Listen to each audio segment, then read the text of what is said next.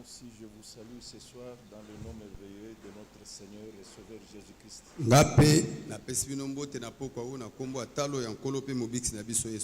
La joie inonde nos cœurs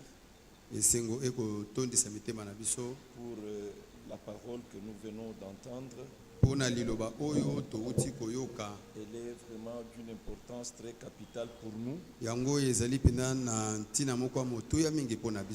Nous allons commencer à partir du livre de Luc chapitre 10, à partir du verset 25e et le verset 37. Et lié directement la pensée à la pensée qui vient de s'achever. Ensuite, si le temps nous permettrait, c'est alors qu'on peut prendre encore la partie qui concerne la chute de Satan et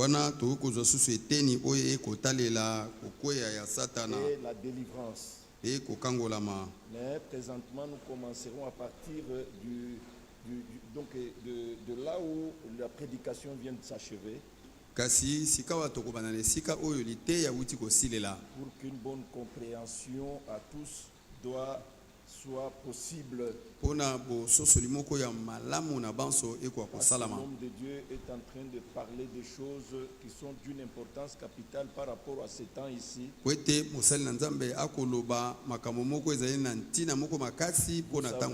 savez qu'il est écrit il a été prêché par William Marion Branham dans la prédication l'au-delà. Il dit que c'est l'amour parfait qui entrera. Et comprenez déjà que nous tous qui attendons l'entrée, nous devons profiter de cette prédication pour que chacun de nous arrive à s'examiner et savoir si réellement l'amour qui doit entrer est en lui. C'est très, très, très, très nécessaire. Très important en rapport avec ce temps dans lequel nous vivons. Personnellement, pendant que je suivais, le cœur était tellement touché. Alors, lisons quand même. À partir du verset 25, un docteur de la loi se leva et dit à Jésus, pour l'éprouver, Maître, que dois-je faire pour hériter la vie éternelle? Jésus lui dit, qu'est-il écrit dans la loi? Qu'il lis-tu? Il répondit, tu aimeras le Seigneur ton Dieu de tout ton cœur, de toute ton âme, de toute ta force et de toute ta pensée, et ton prochain comme toi-même.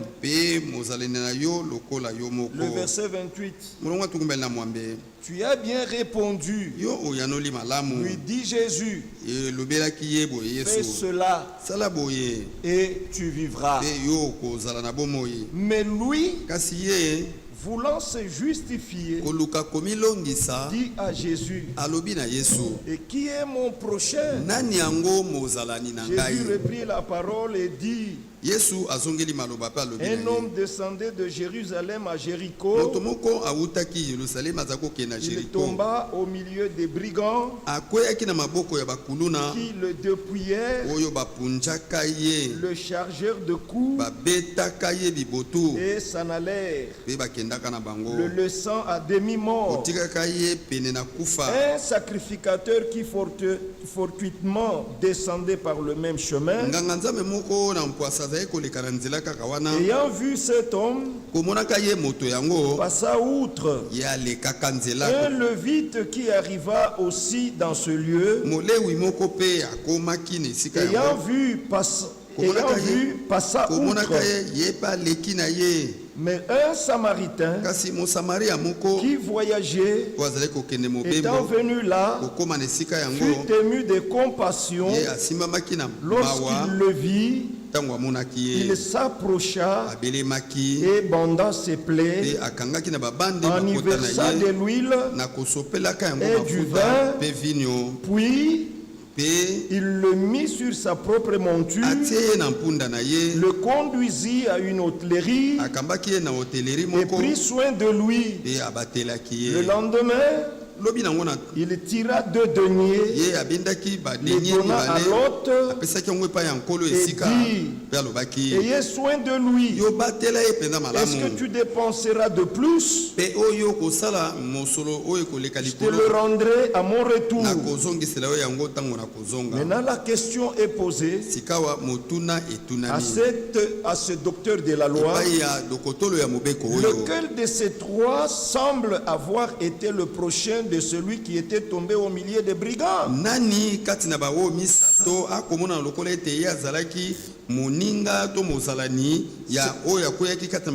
C'est celui qui a exercé la miséricorde envers lui. Répondit le docteur de la loi. Et Jésus lui dit, va, toi, et toi fais de même. Pourquoi Jésus n'a pas dit, mais un Sidonien qui passait de là? Pourquoi n'a-t-il pas dit un Moabite qui fortuitement passait par là? Pourquoi n'a-t-il pas dit un habitant de Jéricho qui passait par là? Pourquoi a-t-il parlé d'un Samaritain qui passait par là et qui a eu de la compassion envers celui qui est tombé d'entre les mains des brigands? Bien-aimés frères et sœurs, nous vivons au temps de la seconde venue du Seigneur. C'est que cette leçon, cet enseignement, cette attitude qu'avaient les sacrificateurs, qu'avaient les lévites, cette attitude affichée au moment de la première venue du Seigneur, voilà maintenant l'Esprit conduit les hommes qui avaient le mandat de pouvoir nous enseigner sur ce qui s'était passé lors de la première venue du Seigneur. Et cela nous est enseigné à nous qui attendons la seconde venue du Seigneur. Que nous puissions être retrouvés dans la même attitude où se retrouvaient les sacrificateurs et les lévites. Maintenant, suivez. Regardez dans le chapitre 20 de Exode. Là, les 10 paroles de l'alliance qui ont été données à Israël sont là. Israël na boyoka ina kala wana il y avait 5 paroles qui demandaient à l'homme l'amour envers Dieu. 5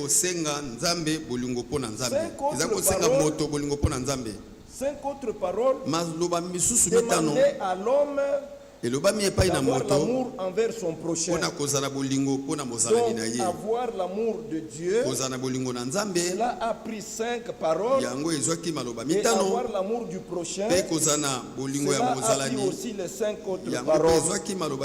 C'est ainsi que dans le Nouveau Testament, les 10 paroles ont été synthétisées en 2 grands commandements qui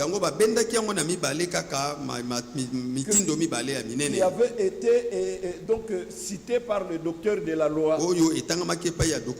Tu aimeras l'Éternel ton Dieu de tout ton cœur. Et tu aimeras aussi ton prochain. Cela fait donc les deux paroles englobent les 10 paroles de la loi. Maintenant, dans l'Ancien Testament, la loi avait été écrite sur une table de pierre parce que le cœur de l'homme était semblable à une pierre. Et aucun homme n'est arrivé au point de la mettre en pratique. Alors, quand ils ont violé cette alliance conditionnelle, Dieu avait promis de faire une autre alliance. Et sous cette alliance, il a dit: j'écrirai ma loi sur leur cœur. Le même qui a écrit la loi sur les pierres devrait les écrire sur le cœur. Et c'est au temps où les fils et les filles de Dieu devraient expérimenter la nouvelle naissance par la sémence parole.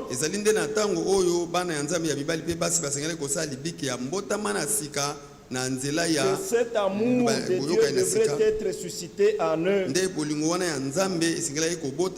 C'est ainsi que s'accomplit cette écriture de 1 Pierre chapitre 1er.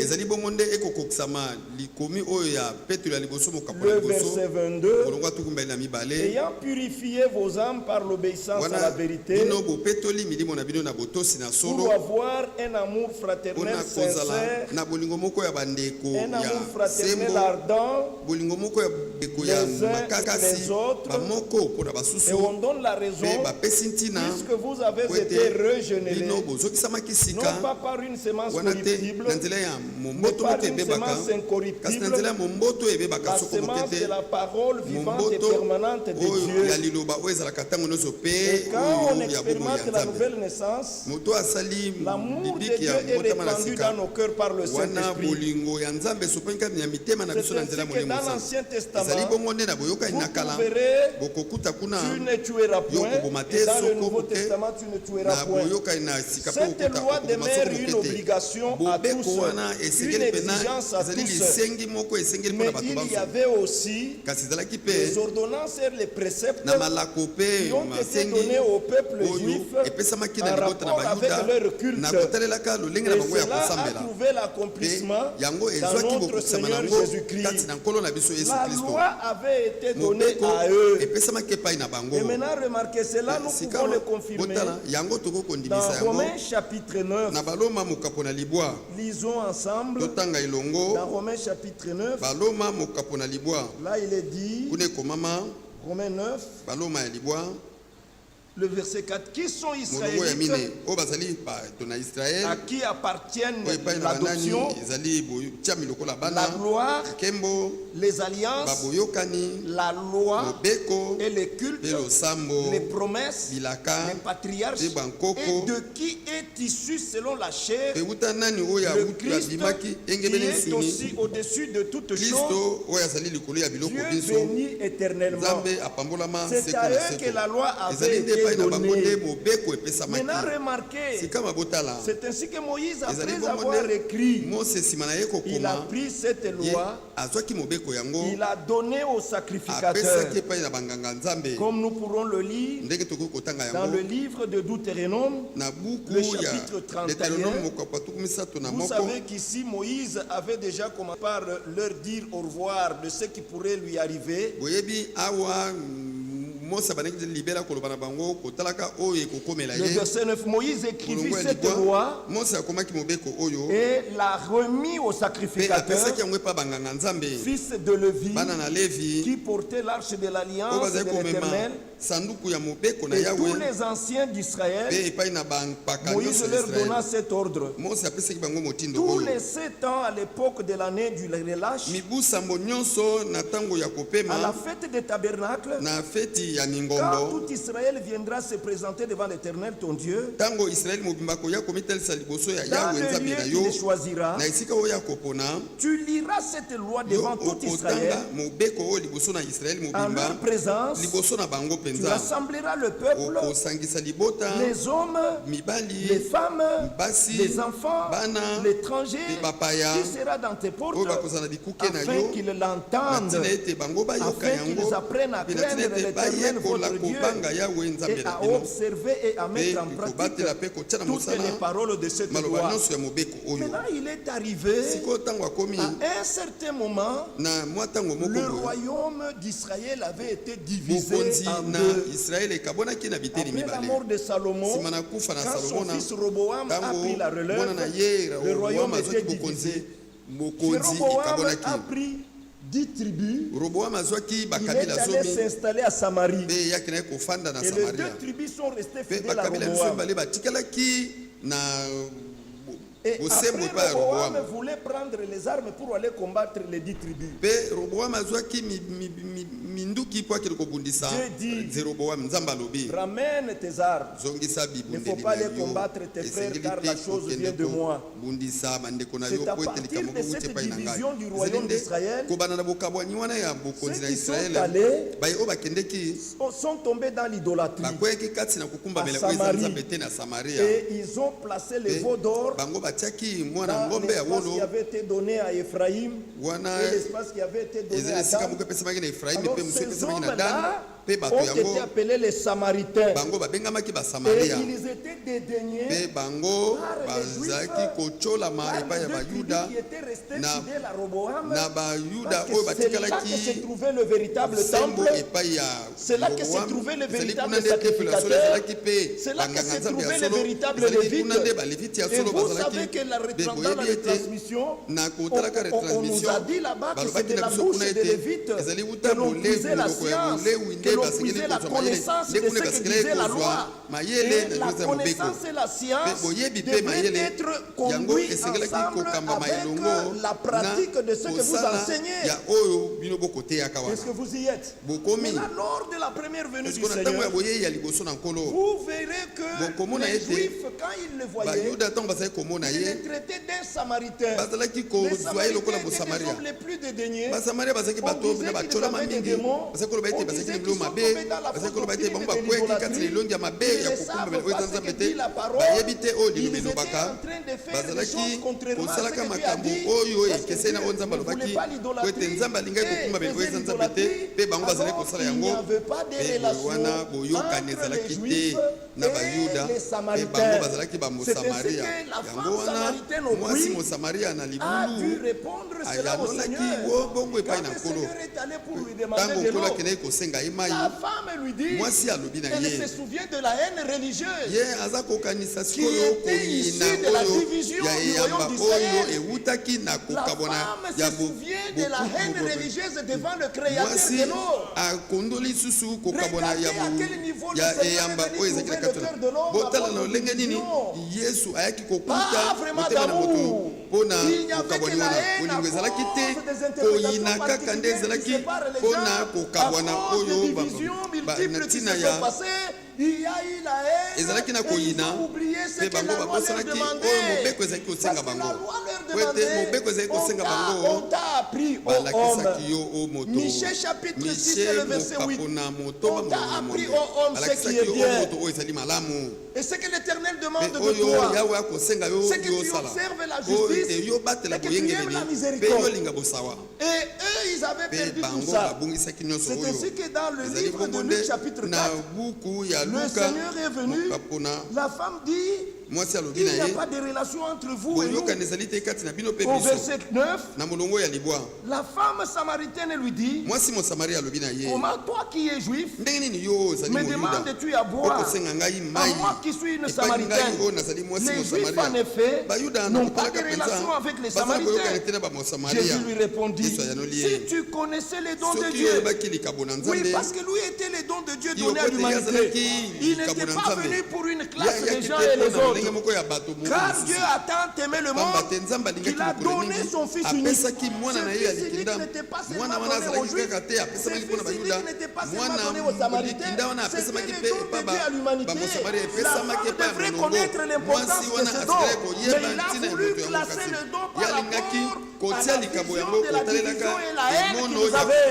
Et c'est l'attitude que nous voyons aujourd'hui.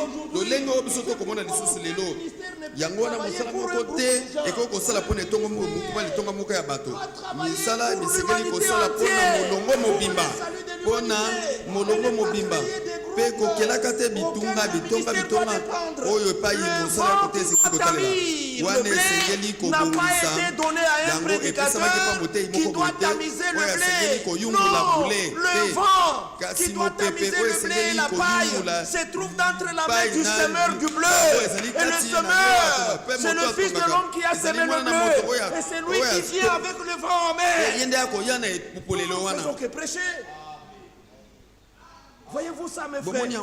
Maintenant, remarquez, c'est alors que le Seigneur, il dit maintenant à ce docteur de la loi, il dit un homme quittait Jérusalem. Il y a deux villes. La Jérusalem qui était la ville sainte, mais il allait à Jéricho qui était une ville de païens. Il venait de Jérusalem. Les Lévites devraient l'avoir connu. Les sacrificateurs devraient l'avoir connu. Mais ils l'ont vu étant tabassé à mort. Les sacrificateurs, l'homme à la bouche duquel la loi doit être transmise au peuple. L'homme à la bouche duquel on doit retirer la science de la loi. Il connaissait ce que la loi disait en rapport avec l'amour du prochain. Le Seigneur prend les titres les plus élevés dans le judaïsme.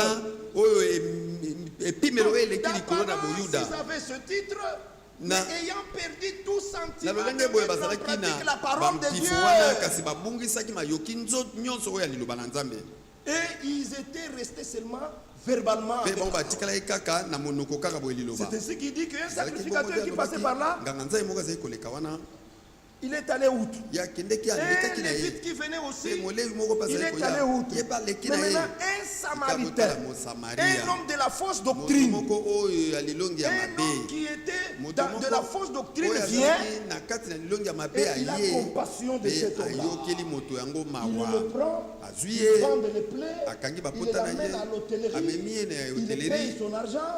Maintenant, le Seigneur lui dit, il pose la question, qui d'entre les trois peut être devant toi le procès de cet homme? Il dit c'est celui qui a agi avec miséricorde et compassion. Et il lui dit, va. Toi aussi, fais de même. Et oui, Frère Branham dit, dans l'un de ses messages, il dit mieux vaut avoir un cœur faux, donc avoir un cœur vrai, avec une fausse doctrine, qu'avoir une vraie doctrine. Pourquoi? Si j'ai un cœur vrai dans la fausse doctrine, tôt ou tard, celui qui sort de l'écœur me fera sortir de la fausse doctrine. Mais si j'ai un cœur faux avec la seule doctrine, qu'est-ce que Dieu peut faire encore? Voilà l'attitude où sont devenus plusieurs. Et si vous regardez aujourd'hui, ils sont dans les tonnerres. Ils commencent à avoir plus d'amour par rapport aux frères qui sont dans la véritable doctrine. Regardez-les le mercredi à l'église. L'église est pleine comme si on était le dimanche. Mais maintenant, regardez ceux qui ont la saine doctrine. Regardez les chaises sont vides. Où est l'amour de Dieu? Mais retournez à l'amour, au premier amour que vous aviez. Parce que bientôt nous voulons entrer. Ne vous contentez pas seulement de dire vous avez la vérité, vous avez la vérité. Mais vous devez mettre la vérité en pratique. Est-ce que vous y êtes? C'est ça le problème. Beaucoup se tapent la poitrine d'avoir reçu la vérité, mais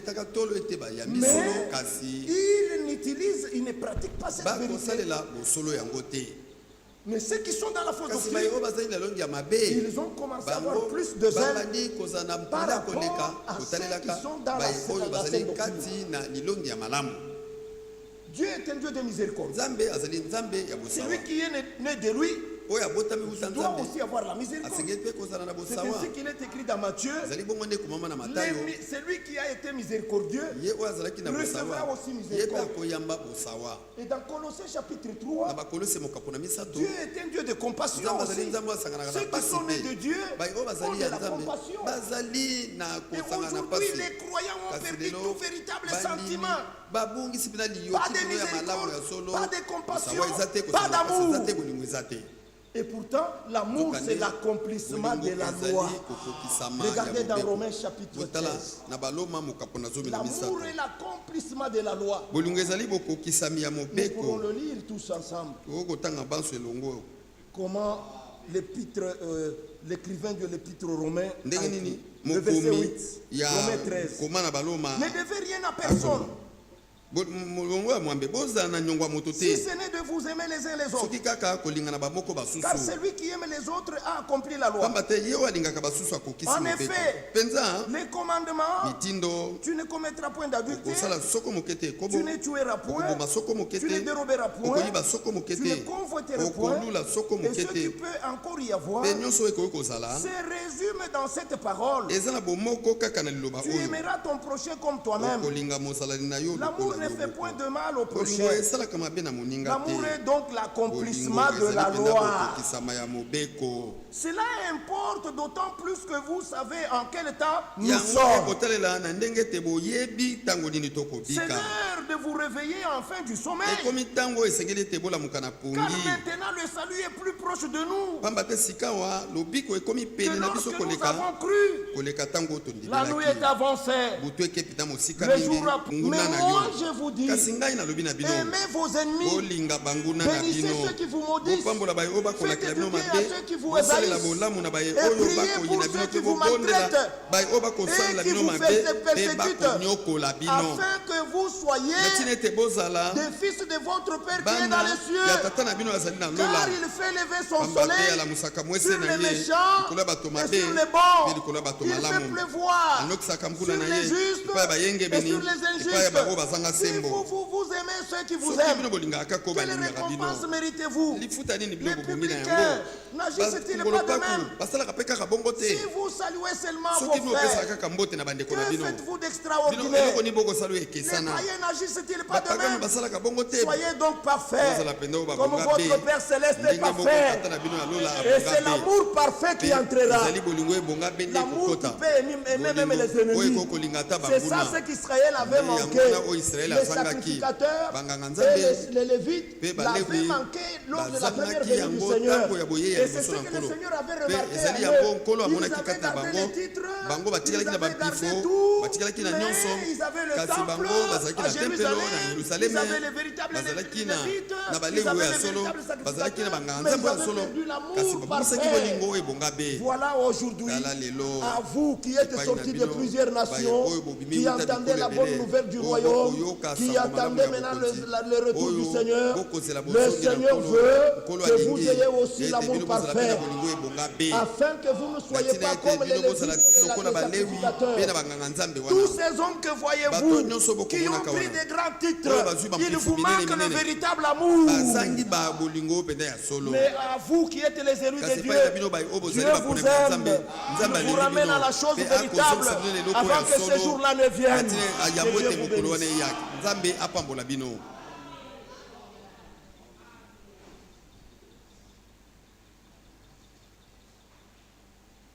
Déjà vous êtes pire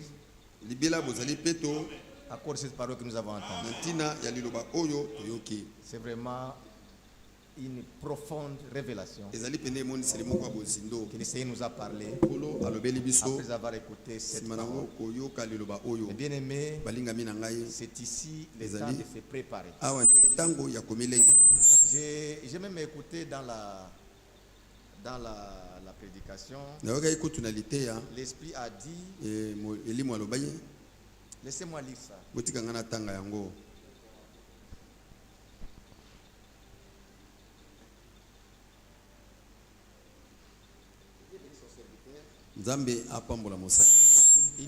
Il lui a utilisé très profondément. On a dit quelque chose par rapport à nous. Et j'ai eu peur même.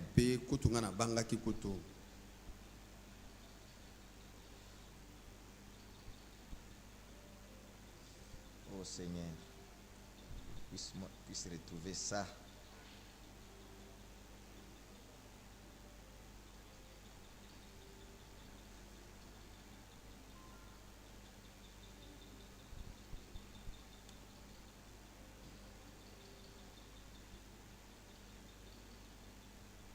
C'est ici. Il dit parfois les croyants ont les pires manières qui soient sur la terre. Vous avez entendu mes frères? Parfois les croyants ont les pires manières qui soient sur la terre. Oui, les uns envers les autres. C'est vrai. Nous ne traitons pas parfois pas bien les uns les autres. Frère, ça, c'est l'esprit qui dit. Parfois, nous ne nous traitons pas bien. Même, laissons d'abord les païens. Nous-mêmes ici, nous nous traitons comment? Un frère avait dit un jour, il est parmi nous. Un jour, la parole a touché. Il nous disait dehors, il dit, frère, nous ne nous traitons pas bien. Il a dit ça. Il dit, tu sais quoi? Nous pouvons faire d'un frère, si nous nous aimons réellement, un frère pauvre, nous-mêmes, nous pouvons le rendre riche. Si nous regardons la misère d'un frère et que nous nous disons à côté, disons non, c'est assez, que notre frère sort de cette misère, nous sommes capables de dire moi je donne, moi je donne, moi je donne, moi je donne. Et le frère peut se retrouver avec une abondance. Si du moins nous avons pris conscience de ça. Mais aujourd'hui, même à nous-mêmes, nous passons outre. Nous passons outre. Il suffit qu'il y ait seulement un deuil dans cette communauté. Observez les gens qui vont y partir. Observez seulement les gens. S'ils ne sont pas tous ici de Benamou, Kwanga ou quelque chose comme ça, ce n'est pas bien. Ce n'est pas bien. Nous devons être là, nous devons compatir. C'est là où on nous a appris même l'amour selon Jésus-Christ. Ça va bien, mes frères. Les envoyés de Dieu, ils savent interpréter la parole. Quand je lisais Frère Branham, interpréter ce qu'on appelle témoignage, témoigner. Le frère n'a pas touché, il disait qu'il va toucher la partie de... le diable qui a acheté, il n'a pas touché. Peut-être il le fera dans la veillée de demain. Parce que nous avons veillé de prière. Bien aimé frère, Frère Branham interprète, témoigner. Mais nous les Éphésiens, quand nous prenons témoigner, nous pensons que témoigner c'est de dire des choses. Non. Il dit témoigner là, c'est répéter la vérité, c'est répéter ce que Dieu a fait. Même si tu sens dans ton corps les symptômes de douleur, si tu veux témoigner, dites ce que Dieu a fait. Ne dites pas que non. Dites que le Seigneur m'a dit. Si le diable te dit Okokufa, tu vas mourir na maladie oyo, cherche la parole que Dieu a promis sur base de ça. Témoigne. Le prophète Branham parle quand on a dit à cette femme, va et ne pêche plus. Il dit, si vous prenez ça, vous allez penser que va et ne pêche plus, ça veut dire va et ne commet plus adultère et ne volez pas. Il dit non. Va et ne pêche plus, ça veut dire va et ne sois pas incrédule. Parce qu'en tant qu'un homme, dans cette chair, elle pouvait encore commettre quelque chose dans ce sens-là. Mais elle doit se souvenir de ce que Dieu a fait pour lui. Et c'est ça. Maintenant, si nous prenons ces gens-là, que Dieu a donné la parole, il les a révélés à cet temps. Nous les mettons à côté. Nous nous disons que nous puissions nous faire confiance en nous-mêmes. Là, nous nous aimons pas. Que Dieu nous préserve bien. Cette parole que nous venons d'écouter, l'Esprit de Dieu peut sceller ça. Parce que du début à la fin, c'est la vérité. Je comprends comment le Seigneur nous a encore amené dans la profondeur. Qu'il bénisse notre frère et qu'il nous donne. Ça, nous devons demander à Dieu. Parce que nous l'avons appris ici. Une piété qui ne vient pas de Dieu. Et que quelqu'un a fabriqué lui-même. Ou une religion a fabriqué une piété. C'est la piété que nous voyons partout. Dans les communautés, les biambas, quand on considère, on dit il est révérend pasteur. On pense qu'il a la piété. Non, la piété, selon Dieu, ne vient pas de Dieu. C'est un prédicateur. C'est-à-dire il est saint. Non. Il faut que ce soit la main de Dieu qui agit. Nous l'avons écouté ici. Même l'amour, la véritable, ça doit être dans Romains 5:5. Ça doit être l'esprit de Dieu qui déverse dans nos cœurs. C'est ça le vrai amour. Mais d'autres amours là, c'est peut-être il est Kambelembele et je suis aussi Kambelembele. Et nous voilà dans un clip de Kambelembele. Ce n'est pas ça l'amour. L'amour c'est lorsque nous prions même pour ceux qui nous persécutent. L'amour c'est lorsque nous prions même pour les frères qui ne comprennent pas les choses. Nous puissions avoir la compassion. Les gens ont perdu ça. Aujourd'hui, il y a des gens, quand on est en train de voir, on est tenté de tuer les gens. Il y a des gens qui ont les yeux derrière. Mais j'ai déjà trouvé certaines qui ne veulent même pas regarder. Ils ne veulent pas regarder. Quand on publie une femme nue, les gens veulent le regarder. Mais il y a d'autres qui veulent dire non. C'est pas normal. Tu vas voir ça. Non.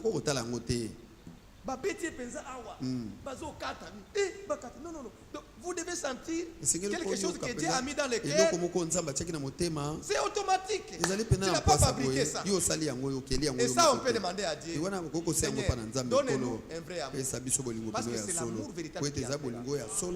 Comme le frère l'a dit, frère Branham a dit, mieux vaut être dans une église où il y a une fausse doctrine, mais avec un bon cœur. Parce que Dieu sonde le cœur. Et d'être dans une église où nous nous réclamons, nous sommes dans la doctrine, nous sommes dans la vraie doctrine. Mais nous avons un mauvais cœur. Que Dieu nous change. Que Dieu nous donne ce cœur. Parce que c'est une promesse aussi. Oh, que Dieu soit remercié. Qui bénisse son serviteur. Tout ce que nous avons entendu ce soir. Regardez, Samaritains, c'était aussi des Juifs qui ont quitté. Ce sont des Juifs qui ont quitté. Et on pouvait les négliger. Mais quand Jésus vient, il montre à tous. Laissez vos titres. Soyez compatissants. Regardez les autres comme vous. Ne dites pas que c'est moi. Considérez les autres plus que toi. Que Dieu nous donne ce sentiment, mes bien-aimés. Lèvons-nous alors que nous voulons prier le Seigneur. Oh Seigneur. Chaque jour, chaque nuit, par la force du Saint-Esprit, sauve-moi. Oh Jésus, sauve-moi. Guéris-moi, Seigneur. Oh Jésus, guéris-moi. Oui, guéris-moi, Seigneur. Jésus, guéris-moi chaque jour, chaque nuit, par la force du Saint-Esprit.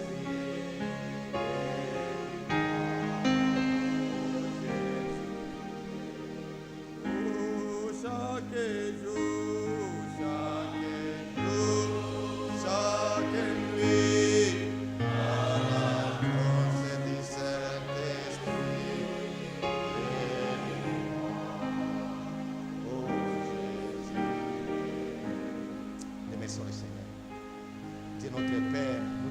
merci pour cette parole que tu nous as accordée. Ta parole, c'est une eau qui lave tous nos souillures. Là où était placée une interprétation particulière, la parole est venue pour éclairer et nous fermons cette interprétation. Nous recevons de toi la révélation et nous te demandons, Seigneur, viens à notre secours.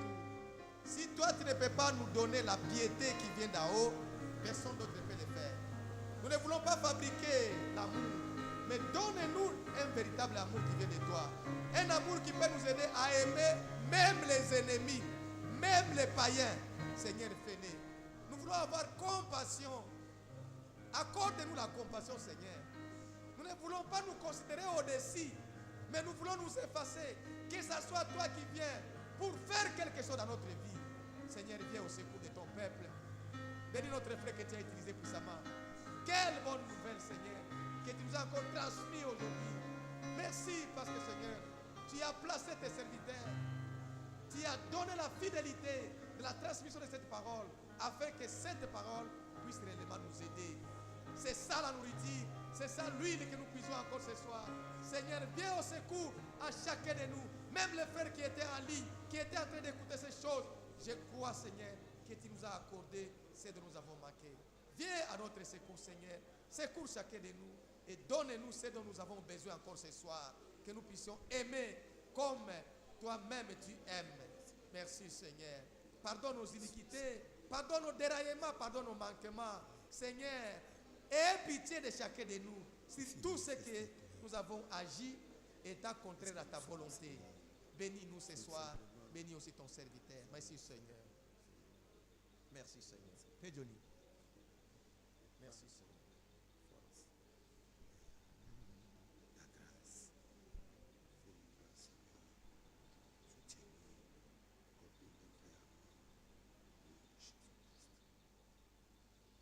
Seigneur Dieu, notre Père, nous te disons merci. Nous te rendons grâce, nous n'avons pas perdu notre temps. Tu es le rémunérateur de tous ceux qui te cherchent. Ainsi nous sommes venus pour te rencontrer. Et nous croyons que tu t'es révélé. Nous croyons, Seigneur, que tu as ouvert nos yeux. Tu nous as convaincus que le diable est jugé, condamné. Que Jésus est le vainqueur de Satan. Manifeste aussi cette victoire dans nos vies.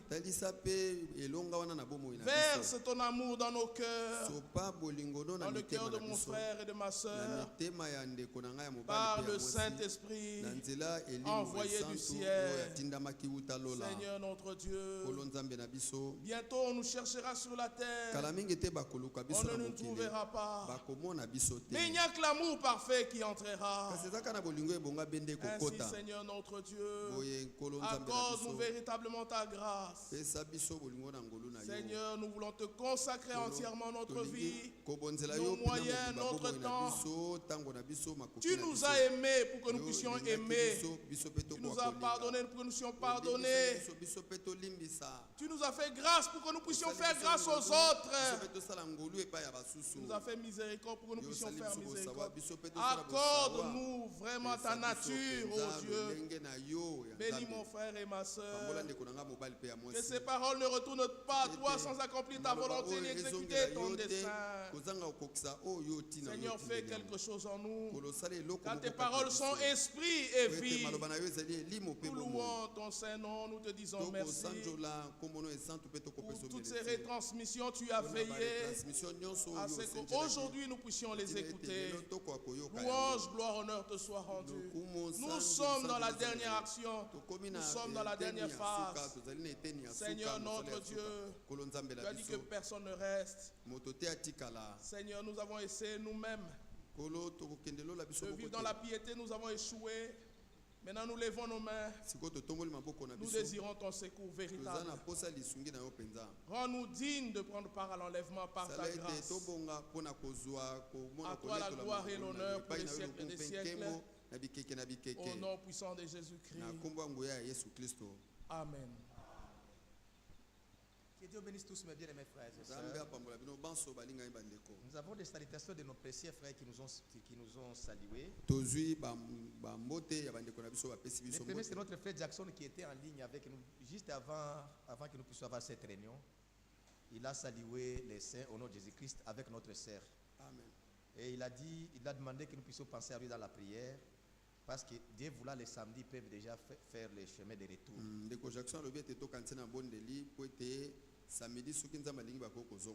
Nous avons aussi nos frères qui sont dans le sud Kivu, qui nous ont salués. Ils ont demandé que nous puissions penser à eux. Ils sont là où dans les groupements, dans les secteurs, c'est fait de Kasika, au sud Kivu. Depuis le samedi, c'est dans leur village où se passent les affrontements entre FRDC et M23.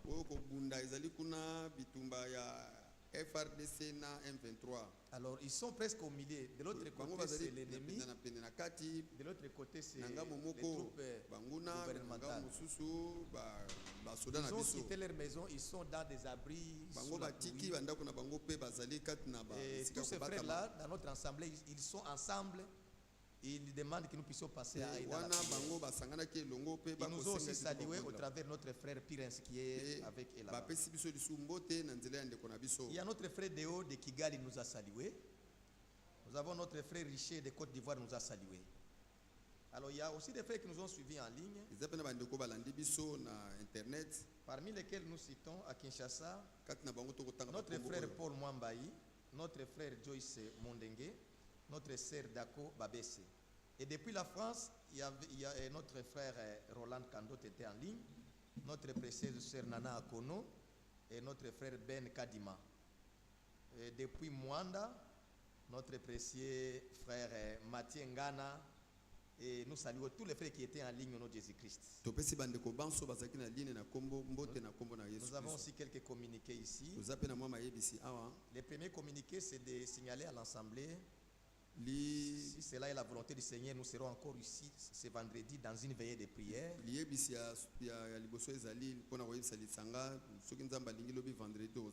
Nous avons toujours eu l'habitude de commencer à 22h. Donc, compte tenu des embouteillages autrefois, mais aujourd'hui il n'y a pas des embouteillages. Nous nous retrouvons ici à 21h pour démarrer les services à partir de 22h. Il s'est fait que plusieurs vendredis, on n'a pas eu l'occasion parce qu'il y a eu beaucoup de perturbations par rapport à certains programmes. Mais ce vendredi, nous serons ensemble, Dieu voulant. Et si cela est la volonté du Seigneur, notre frère va pouvoir intervenir pour la deuxième partie qui était restée en suspense.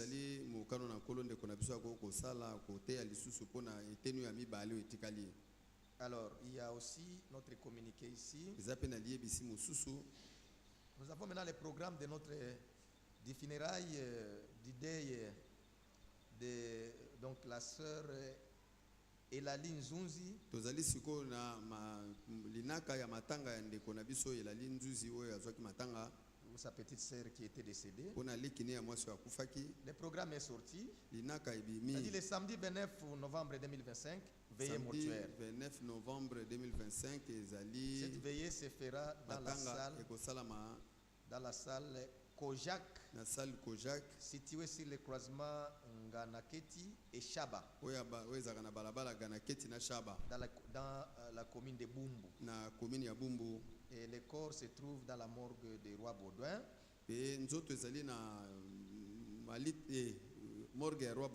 Où le lever du corps sera le dimanche 30 novembre pour être enterré au cimetière de Kinkole.